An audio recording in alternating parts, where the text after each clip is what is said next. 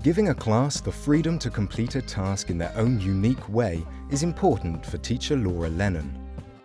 She believes English should come alive in the classroom. The task is to look specifically at Act 3, Scene 1 of Romeo and Juliet. I split the scene up into 5 sections and I wanted them to look really closely at one section, understand what was happening in that section, and then think about why that section was particularly dramatic for an audience to watch. Look at the scene, get notes, and make sure that you're really teaching other students about that section.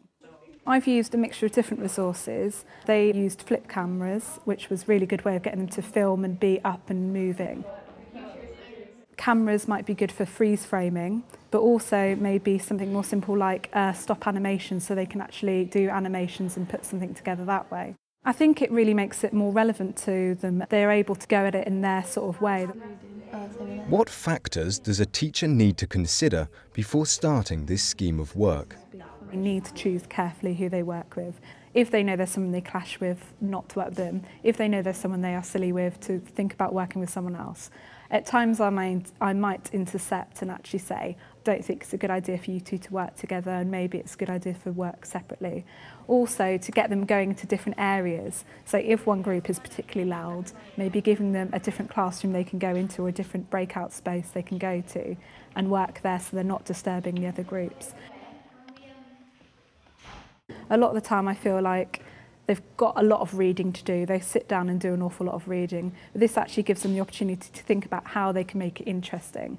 You know, it gives them the chance to almost become a teacher and take on that teacher role. You'll say your line here, then you walk out when Abby says her bit, you pause it and you walk out, and then when I say my bit, you walk in again. When is it appropriate to introduce a topic of this kind? It's something I wouldn't do at the start of the year with a new class. It's something that I would do later on when I really know the class and I know how they work together. This shows Mercutio is ready to twist Tybalt's words, just so that he knows has an excuse to fight him. This shows how willing he is to fight against his enemy. They were completely open with what they could do, and it really tailors to what they enjoy. So if they enjoy drawing or if they enjoy looking at Movie Maker, then they can use that. Romeo's approach is dramatic as it makes the audience feel on the edge of the seat. If they want to bring something in from home, like costumes or anything, or props, then let them do that. And really just letting them use the resources and stuff they know how to use. So if they do media studies, let them use some of their media studies knowledge and bring that in. If they do art, let them bring some stuff in from their art. This is Tybalt, and I did it in I did red kind of ears things because he's the king of cats, and then he's also because he fights, he's quite angry, so he's got like fire.